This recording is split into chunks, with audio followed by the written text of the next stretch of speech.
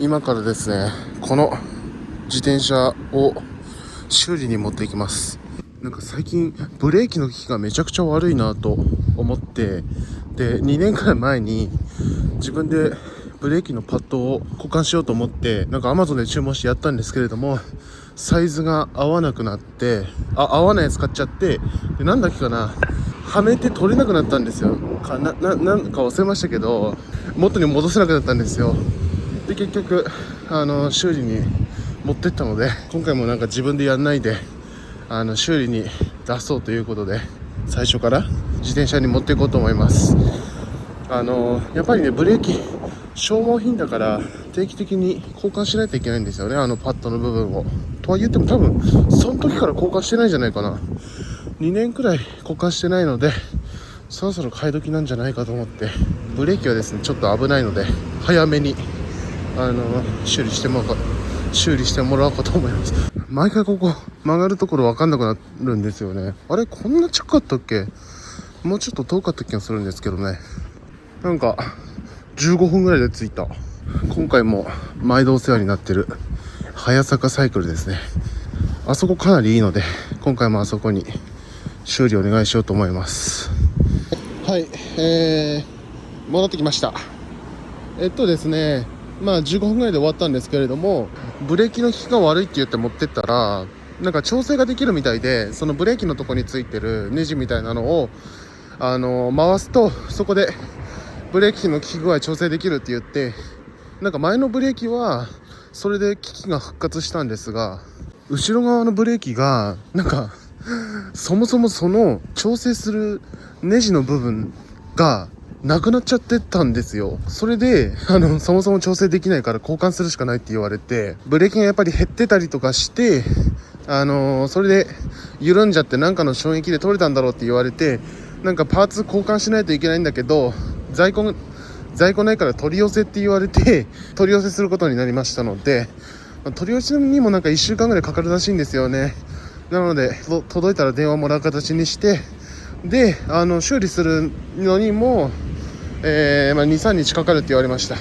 ということで、とりあえず取り寄せだけしてもらうって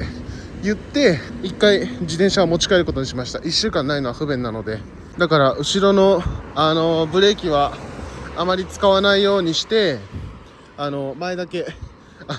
使うという形で1週間は乗ろうと思いますね。なのであまり今ブレーキ性能がそんなに高くない状態なので、それを意識していつでも止まれるっていう感覚で運転しない方がいいと思います。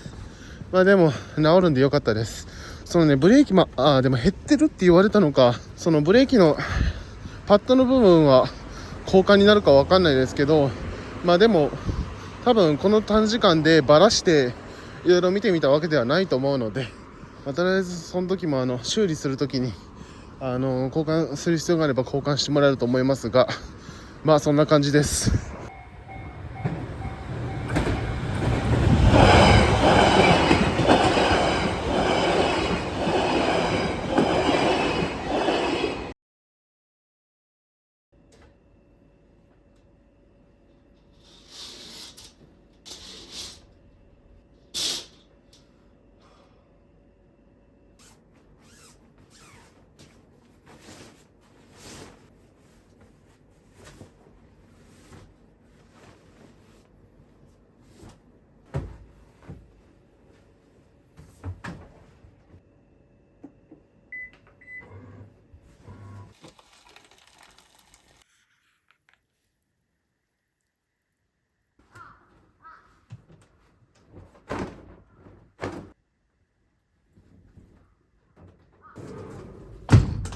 ちょっと出かける前にコーヒー牛乳休憩。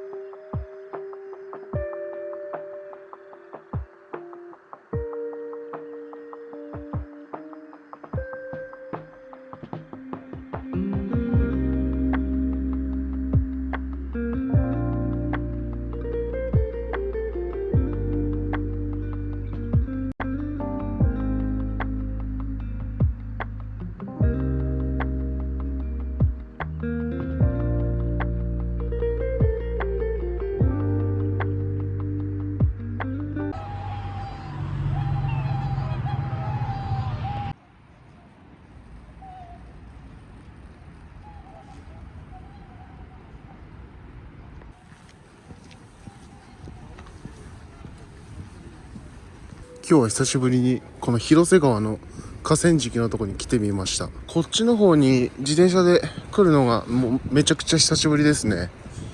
で、なんか最近までこう工事してたんですよね。なんかあそこのなんていうんだ、仙台駅をずっと、南に行って、なんかずっとこの河川敷のところを長町に向かって走っていく道路があるんですけど、そこからいつもここに降りてきてたんですけど、その降りてくるところが工事しててっていうのをやってたんですけれども、今日はもうそれ、工事は終わってるみたいでしたね。で、人も結構います。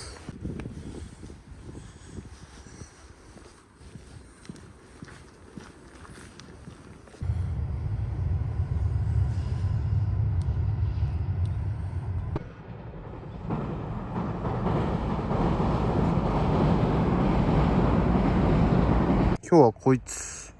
GoPro Hero 12を自転車にマウントしてタイムワープを、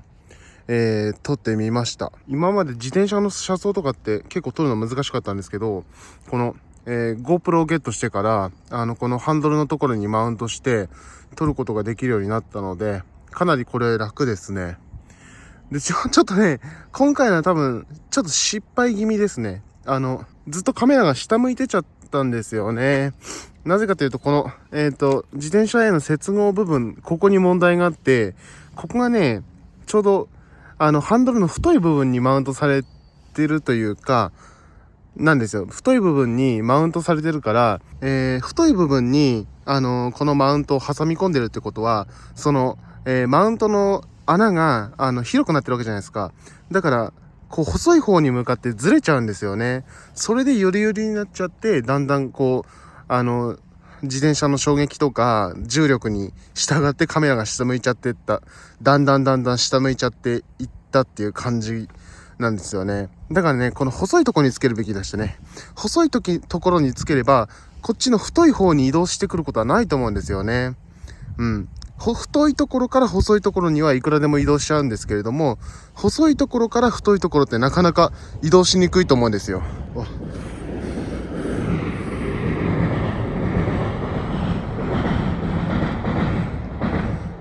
ここ鉄橋があるから電車通るときなかなかの爆音なんですよね。だから今回の反省点としては、なるべくこういうね、こういう自分の自転車みたいにハンドルのところというか、こうクランプする場所が太いところと細いところってこう太さが変わってる場合は、なるべく細いところにつけることをお勧めします。そうすると緩んだりしないので、うまく言葉で説明できてるかわかんないですけど、なるべく細いところにつけるのがいいと思いますね。あとこれネジで締め付けてるんですけれども、もし万が一緩んだ時のためにドライバーというかなんか六角レンチ的なのは持ち歩いた方がいいですね。てか持ってこようと思ったんですけれども忘れちゃいました。なのでそういうのは一緒に持っとくといいですね。出先でこう緩んじゃった時とかに締め付け直したりできるので。ちなみに今30分ちょっとかな、実時間で30分ちょっとタイムアップを取ってましたが、充電の残量、90% ぐらいだったのが 55% まで減ってます。ちなみにですね、タイムアップの速度をこの前車に乗った時に10倍速で撮ってたら、結構10倍速だとそのタイムアップの時間が長くなりすぎて、編集時に少し早くしてたんですよね。2倍速ぐらいにしてたので、20倍速ぐらいで撮った方がいいかなと思ったんですけど、20倍速っていうのがなかったので15倍速で撮ってみました。15の上が30なんですよ。30倍速で30が最高なんですけれども、30だとちょっとさすがにいや30でもいいかもしれないですけど、なんかいきなり30まで上げるのも怖いので、とりあえず15倍速で撮ってみました。15でどうでしょうかね。遅すぎるようだったら30でもいいんですけど、15から30っていきなり倍になっちゃうんでね、なんかもうちょっと細かい設定できるといいんですけど。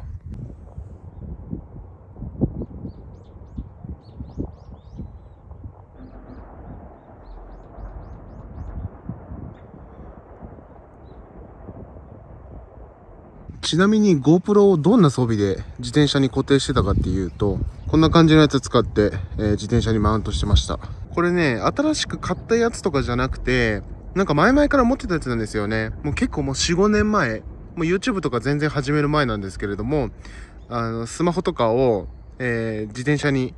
取り付けてみたくて、興味本位で、買ったものですね。まあ、動画を撮影したいっていうよりは、マップとか見たりとか、したいなと思って、自転車に、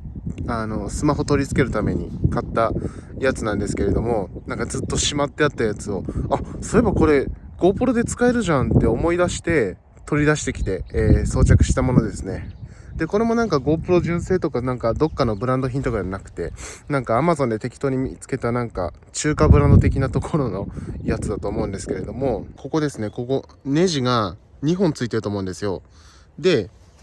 下にも、挟み込むパーツがついてて、この2つのネジを回すことによって、こういう、丸い形状のものにクランプできるっていうような、ものになっております。で、その上にこういうGoPro みたいなアクションカムが取り付けられるような、マウントがついてるっていう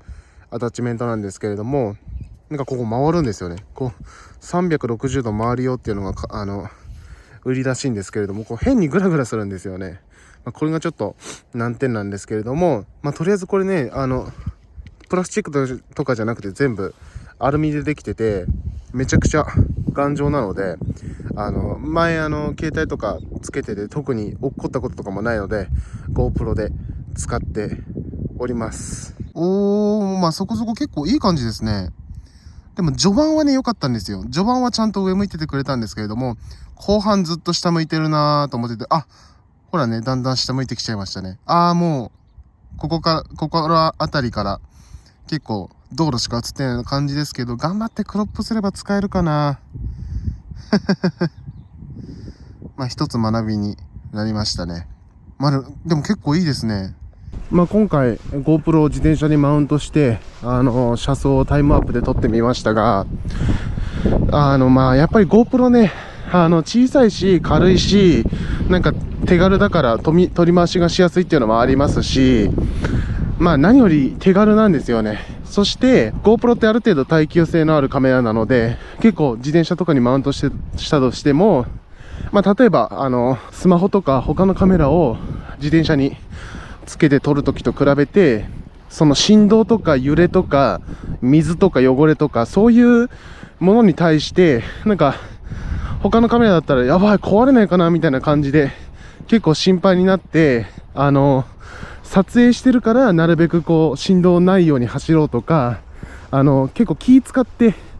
走っちゃう感じだと結構気疲れするので、でも GoPro だと本当に GoPro の公式の YouTube チャンネルとか見ていただくと本当に激しい使い方してて、あれだけの激しい使い方で壊れないんだから自転車のハンドルにマウントしたぐらいで壊れないだろうみたいな感じで、結構あまり気使わずに撮影ができるので、振動とかそういう揺れとか水とかそういうのがあっても気兼ねなく撮影できるっていうのがいいポイントですね。あと手ブレ補正ですよね。今ね、少しさっき撮ったタイムアップをプレビューで見てみた感じもうほぼ手ブレなかったんですよね。自分の体につけたり手取ったりしてるんだったらまだ手ブレ気をつければそんなじゃないかもしれないですけれども、やっぱ自転車とか乗り物にそのままくっつけたりするとやっぱり振動がもろにカメラに伝わってくるわけなので、いくら手ブレ補正強いカメラでも手ブレしちゃうと思うんですよ。でも GoPro に関してはやっぱそういう使い方想定されてるので、今自転車にマウントして撮影したタイムアップを、GoPro のちっちゃい画面でちょっとプレビュー見ただけですけど、手ブレ全くしてなかったですね。スライダーに乗せて撮ったんじゃないかっていうような映像が撮れてたので、やっぱ GoPro 手ブレ性能すごいなっていうのはあるので、手ブレとかも気にせず撮ることもできますね。さっきの耐久性の話とかもそうですけれども、やっぱ手ブレしちゃうっていうのもね、結構気使っちゃうんですよね。自転車にマウントして撮ってる時も、これあんまり揺れると手ブレしちゃうかもと思って、じゃあ今回はカメラついてるからちょっと手ブレしないようになるべく振動がないように走ろうみたいな感じで気使っちゃうんですよね。それだとね結構気疲れしちゃうので、それも気使わず、その GoPro が自転車にマウントされてたとしても普段と変わらないような感覚で、カメラついてない時の変わらない感覚で撮影できるっていうのがすごい GoPro の魅力だなって思いますね。まあ今回の学びとしては、クランプを、なるべくパイプの細い部分につけるべきだったっていうことですね。太い部分につけると細い方に移動しちゃうんですよ、どうしても。この自転車の場合は中央が太くなってるので、中央につけちゃうと自然にこう細い方の、端っこのハンドルの手で持つ端っこ側に自然に移動しちゃうので、最初からその端っこのパイプの直径が細い方につけとくと、そうすると移動することがなくなると思うので、あとそれと、あと万が一緩んだ時のためにその締め付ける道具ですね。手で締め付けられるんだったらいいんですけど、これは工具がないといけないので、そういう使える工具を持ち歩いとくっていうことですね。まあこれはもう言い訳すると完全に忘れただけで持ってこようとは思ってたんですが、そんなところですかね。それができれば多分もう本当に完璧に近い映像が撮れるんじゃないかなと思いますけどね。あと鋭い方は気づかれてるかわかんないですけれども、いつも結構長らく動画のフレームレート 24fps で撮影してたんですけれども、この動画から 30fps にしました。なので少し滑らかになってるかなと思いますね。で、フレームレートを30に上げた理由についてなんですが、やっぱり24だと少しカクカクすぎるんですよね。24fps だと確かにこうシネマティックですごいおしゃれな映像が撮れるんですけれども、まあなんて言うんでしょうね、ちゃんとテクニックがあればいいんですけれども、こういうなんか自分みたいなスタイルの Vlog とかだとやっぱり動きがね少し多かったりとか、あまりその手ぶれとかそういうところに気を使えない時もあるので、24だと結構なんかカクカクしてるなとか、もうちょっとフレームレート欲しいよなっていう感じに自分の動画見ててなったこともあるので、ちょっと30にしようかなっていう感じですね。やっぱね、世の中の動画とか大半 30fps だし、やっぱ30が一番使い勝手いいのかなっていう感じはしますね。やっぱりこう撮ってても明らかにね滑らかになったなっていう感じがするんですよ。あと、最近一番思ったのは、この GoPro で撮ってて、まあ一番そのフレームレートの低さが顕著に出たのは GoPro ヘッドマウントしてる時なんですよね。ヘッドマウントしてる時に結構ヘッドマウントしてると人間のその撮影してる人の視点がそのまま撮れるわけじゃないですか。なので結構早く大きい範囲を動いたりするんですよ。そういう時にやっぱフレームレート低いともうなんか何映ってるか分かんないようなシーンもあったんですよね。なのでやっぱりね、この GoPro というカメラを使い始めてから結構動きの激しいシーンとかも出てくると思うので、やっぱ30くらいは最低あった方がいいんじゃないかなって思いますね。なのでとりあえず30で撮ってみようと思います。30だと間違いないんじゃないかなっていう感じがしますね。60とかだとやっぱりね、60滑らかでいいんですけれども、やっぱなんか、現実っぽすぎてあまりおしゃれじゃないっていうの、おしゃれなシネマティックな動画を撮れないっていうのと、データ容量がすごいでかくなっちゃうっていうのがあったりしますね。編集する時も重くなったり、書き出しも長いし、アップロードも時間かかるしみたいなのがあったりとか、あとやっぱりバッテリーとかもね、すぐになくなっちゃったりとか、あとスローモーションとかがね、基本的に自分はスローモーションにしたいシーンを 60fps で撮って、編集時に0.5 倍速とかで、再生するっていう方法をやってるんですけど、 iPhone とかで撮影できる最大のフレームレートって60なんですよ。なのでその動画を60にしてしまうと 60fps で撮影した動画がスローモーションで使えないというか、そもそもスローモーションが使えなくなっちゃうんですよ。動画自体60にしちゃうと、30の動画全体が 30fps の動画であれば 60fps で撮った素材を 0.5 倍速にすれば、スローモーションにできるんですけれども、全体60にしちゃうとそれができないと。だから iPhone が 120fps とかの撮影ができたなら60の動画であっても、で、その120の素材を 0.5 倍速にして、使うことができるんですけれども、やっぱ iPhone とかだとね、それができないので、ということもあり、だから、スローモーションも使いたいっていう意味で30ということで、iPhone にもスローモーションのモードとかあるんですけど、あれあんま好きじゃないんですよね。なんかやっぱり、まずそもそも画質が1080p までしか出なくて 4K 対応してないんですよ。あとなんか結構フリー感が出やすかったりとか、あと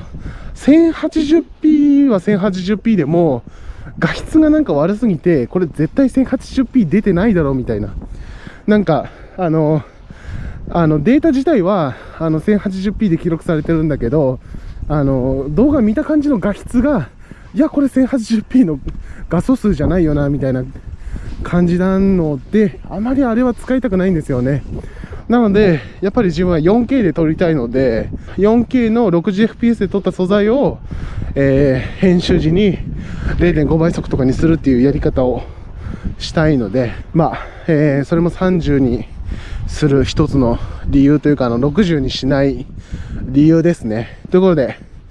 まあ30で撮って間違いはないと思うので、とりあえず30で、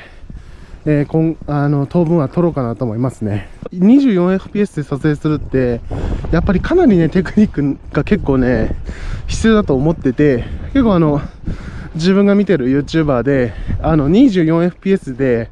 撮影してる人というか、24fps で撮影してる動画を、見ることもあるんですけれども、やっぱ、なんて言うんでしょうね、固定してたりとか、なんて言うんでしょうね、やっぱりね、手持ちのシーンですね、特に。手持ちのシーンとかだと、ちょっとフレームレート、なんか足りなくて、もうちょっとフレームレート欲しいなって思うシーンがあるんですよね。他の人の動画とか見てても。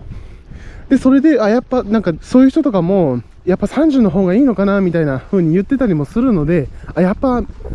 みんなそうなんだなっていう感じはしますね。なんかシネマティックな動画撮りたくて 24fps で撮ったけど、やっぱ30にしたいっていうのは結構多くの人が通るところなんじゃないかなっていうのは思ったりしますね。よくね、24fps でこうシネマティックな動画が撮れるとか言いますけど、やっぱ 24fps で見やすい映画とかって、やっぱプロが撮った映画とかで、なんかこうちゃんと固定して撮ったりとか、あとガチのジンバルみたいなやつを使ったりとか、もうそういうゴリゴリの装備で撮影した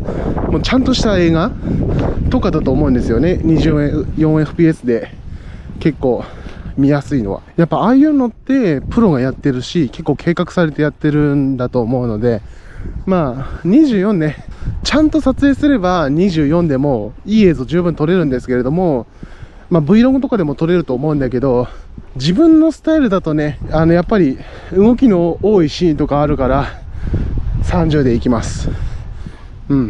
やっぱりプレビュー見てる感じでも圧倒的に今までと違って滑らかなんですよね。結構他の人の YouTube の動画とか見てても、なんかこの人の動画滑らかだな、60とかで撮ってんのかなと思ってフレームレート見ると30だったりするんですよ。あれ30ってこんな滑らかなんだって思って、 24fps とわずか 6fps しか差がないのにこんな違うんだなと思って、もう 24fps に慣れちゃうと 30fps が超滑らかに感じるっていうのがありますけれどもね、まさに今、そんな感じがしております。もう一回、自転車で、このサイクリングロードを通る、様子をタイムアップ撮ってみたいんですけれども、ここめちゃくちゃ景色綺麗なんですよね。なのでこういう時になんかここの道めちゃくちゃ綺麗な景色なんだけど見てほしいっていう時に、やっぱ運転中だと撮影するの難しいし、なんだろうな、等倍速とかで撮ると見てる側飽きると思うんですよね。だからこうタイムワープとかでこう倍速で見るっていうのがね、かなりいいと思うんですよ。かつこう自転車にマウントしたりすると、GoPro みたいなカメラだと手ブレも少ないし、撮影する側も楽っていうのがあるんですが、ちょっとね、角度というか、アタッチメントの、なんていうんでしょうね、角度を変えて撮ってみます。さっきね、ちょっと、この、前側、前にカメラがついてたんですよ。アタッチメントの前にカメラがついてたんですけれども、上向きにしてみました。これね、あまりちょっと高さが出すぎて目立つから嫌なんですけれども、これだとその前につけるよりカメラが下向いちゃったりしにくいんじゃないかと思うので、とりあえずこれでやってみます。まあちゃんとあれですね、工具持ってきて付け直せば前につけることできると思うんですけど、今それできないので、とりあえずこれで撮ってみます。さあ、これでうまくタイムアップ取れるか、ちょっと走ってみましょう。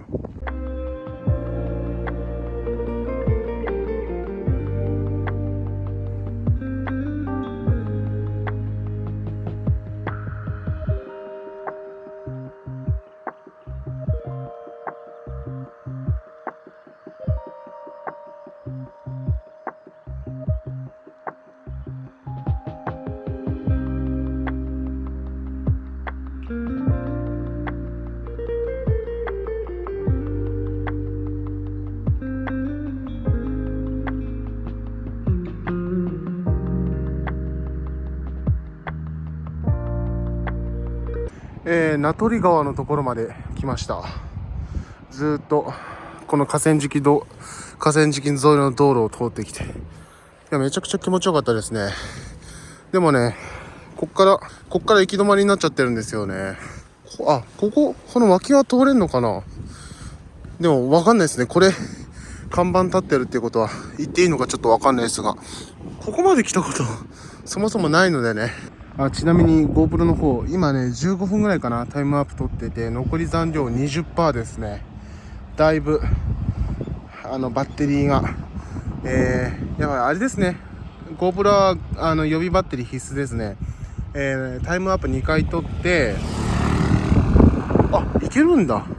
タイムアップ2回取って、少し手持ちで10分ぐらい動画撮った感じですけど、それで1本ね 20% ぐらいまで減っちゃうんで、やっぱ予備バッテリー必須ですね。ちなみに GoPro はこれ本格的に緩んできてしまったので、ちょっと撮影きつそうですね。これなんとかこうあれですね、上に向けて撮ってもやっぱりね、あれなんですよね、その振動とか、あと風ですね、風でこの後ろ側に倒れちゃうんですよね。だからといって前にやっても今度は前に倒れちゃうんですよ。やっぱり締め付けが完璧じゃないのでそうなっちゃうし、やっぱこう前に倒した状態でかろうじてこいつですね、このブレーキとかギアのワイヤーがあるんですけれども、こいつがかろうじてこれ以上前に倒れないように押さえててくれたんですよ。それでかろうじて完全に前に倒れちゃわないで済んでたんですけれども、もうちょっと緩みが結構限界できてるので結構厳しそう。ここちなみにあれですね、この下の道路、これがなんだっけ、東北自動車道から長町の方まで行く高速道路なんですよね。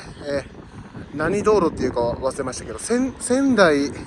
なんとか道路って言ったんですよね。高速道路的な、高速道路なのかな。でも高速道路から直接、でもそっか、なんかちゃんと乗り降りするときにゲートがあったりして有料だから高速道路なんですかね。有料道路です、電車が。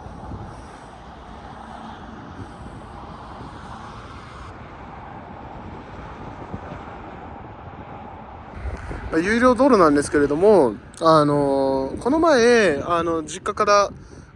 仙台に帰ってきた時に家族と IKEA に行こうということになって、高速道路、東北自動車道を乗ってきて、高速降りずにこの道路に入ってきて、そのまま長町インターで降りて IKEA に行ったっていう感じで、こんな道路あるんだって初めて通ったんですけど、その時結構便利だなって思いましたね。高速から降りずに結構仙台のいろんなとこに行けるっていうことで、これずーっとまっすぐ行くと、なんだっけかな、海の方まで行くみたいですね。塩釜とかかな、多賀城とかかな、そこら辺まで行けるというようなことです。あまり高速道路詳しくないんですが、かなり便利そうですよね。その動画多分ね、フード&トラベルの方に、現時点ではまだ上がってないけど、フード&トラベルの方に上げると思うので、ぜひご覧ください。で GoPro の撮影方法で今一番いいなと思ってるのが、このバックパックのこの肩掛けのベルトのところに GoPro をマウントするっていう、このやり方が一番いいんじゃないかなと思いますね。こう自転車の車窓を取るときとかも今ハンドルにくっつけてましたけど、これよりここにつけた方がなんか取り回しとかも楽だし、ずれたりとかそういうことも少ないような気がして楽だと思うんですよね。で、歩きながら撮ったりするときもここにつけとけばこう両手フリーになるし、かつ音声もしっかり取れるんじゃないかなと思うんですよ。なのでこのバックパックの肩掛けベルトのところにマウントするアタッチメントをいずれ買おうかなと思っております。あとね、撮影してない時とかも収納として使えるんですよね。ここに収納しておけるんですよ。撮影してない時にここに、肩掛けのところにつけとく分には何も負担がないので、常にここにつけといて、で撮影する時ももう録画ボタンだけ押しちゃえば即撮影開始できるっていう環境が一番いいんじゃないかなと思うんですよね。で自転車にねマウントしとくと、やっぱりこう自転車を離れる時とかやっぱり盗まれそうで心配じゃないですか。なので一回一回取り外ししないといけないと思うんですが、バックパックについてればね、どこに行こうと常に背負ってるものなので、いちいちこう GoPro 脱着しなくてもこう肌身離さず持ってることができるので、なんか盗難に遭う心配とかもないし、面倒くさくもないんじゃないかなと思うんですよね。なので肩掛けのやつはいつか買います。肩掛けっていうかこのベルトにマウントするクランプはいつか買います。こんなところですね、東大野田っていうところの五道橋って書いてあります。そんなところで今この橋の下にそのさっき言った道路が通ってるんですよね。でここまっすぐ行くともう長町方面に着くと思うので、とりあえず行ってみます。さあ長町です。あそこから5分ぐらいでこの長町の街中まで出てこれるんですよね。ここの山田電機も結局全然来てませんね。一昨年の2022年の10月とかにできた頃は何回か行ったんですよね。でも結局来なくなっちゃいましたね。本当に一昨年くらいから来てないかもしれないですね。あれだ、ちょうど1年ぐらい前かな、2023年の2月くらいにここで加湿器を買った記憶があるんですけれども、それ最後かな。そしたら本当に1年ぐらい来てませんが、やっぱりね駅前にヨドバシでかいのができちゃったし、家電量販店って基本的にそこの東口のヨドバシに行っちゃうので、あんまりねわざわざここまで来て山田電機ってか山田電機もケーズ電機も行かなくなっちゃいましたね。もうヨドバシもっぱらヨドバシで、なんかここら辺に住んでたらめちゃくちゃ便利だと思うんですが、わざわざ遠くから来て行くかなっていう感じではありますね。でも一応なんか東北最大級らしいです。駅前のヨドバシとどっちがでかいのかわかんないですけど、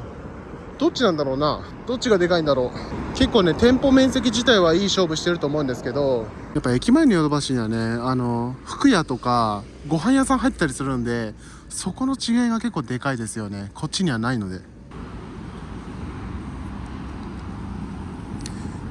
IKEA です。外からパッと見た感じ結構混んでましたね。日曜日の夕方とだけあって混んでそうです。混んでますね。今映ってるところがそこまで混んでないけど、あっちの会計のとことかめっちゃ混んでました。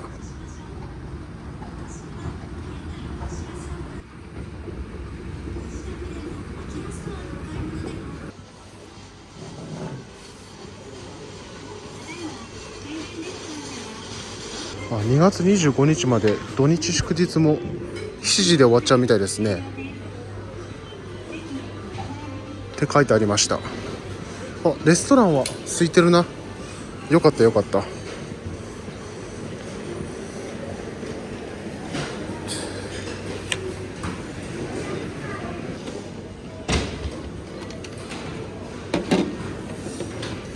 やっぱこの時間は品数少ないですね。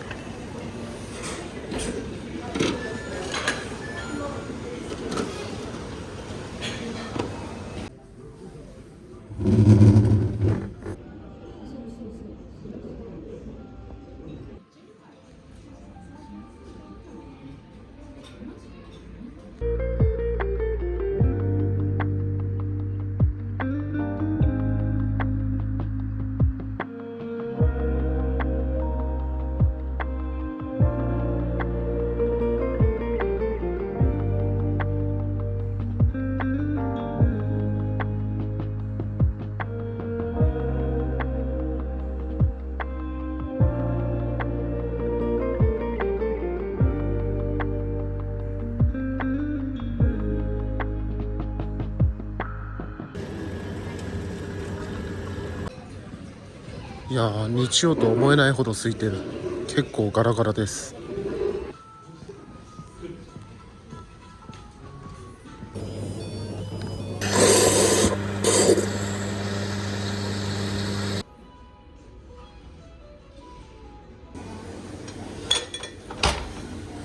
なんか今はストロベリーフェアやってるみたいですね。3月17まで。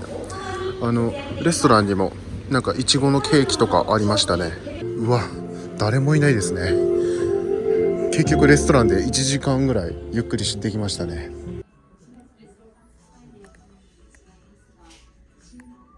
なんか最近このチェアいろんなところで出てきますよね。新発売ですけど、最近よく購入してる人とかなんか TikTok に出てきて、座り心地とかどうなんだろう。あ、確かに小さい割に安定感っていいですね。これ22,000円。いいかもしれないですね。一人掛けチェアみたいな感じで。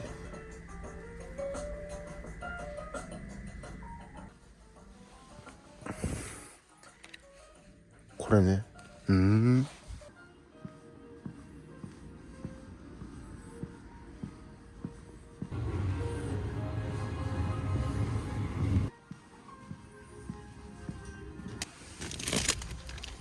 うわ、寒くなってきた。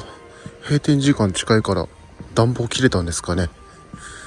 結構寒いんですけど、なんか引き出しの中に敷く滑り止めみたいなのがなんかあった気がしたんですけど、オンラインのサイト見てもなくて探してるんだけど、あるかな。なんか前あったんですよね。ダメだ、結局最後まで来ちゃいましたね。やっぱなかったわ。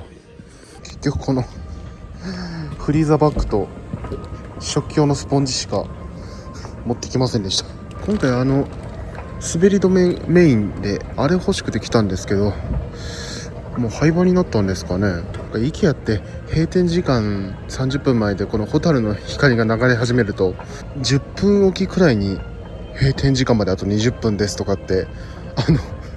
焦らしてくるんですよね。だからなんかめっちゃそわそわしますね。他に買いたいものもいろいろあったんだけど、完全にその滑り止めに気取られてて忘れました。完全に。また焦らせてくるのかと思ったら違いました。なんかこういうの使えそうですね。なんか棚板というか端材的なものが格安で売ってる。結局閉店10分前までいてしまいました。帰ります。寒いな。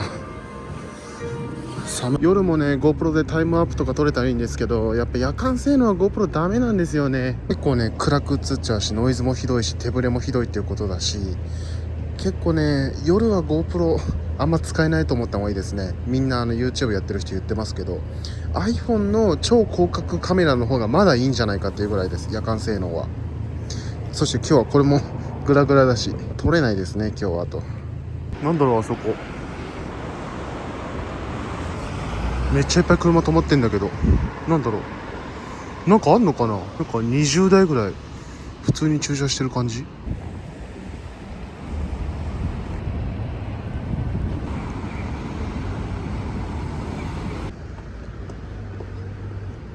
なんかここら辺一帯なんかすごい交通規制されてます。なんかあったのかな。そしてめっちゃ人が多い。お祭りかなんかかな。なんだろう、ちょっと通んないでおこう。サイクリングのワークアウト、ちょっと買い物したりしてましたが55分、9キロ走って350カロリー消費。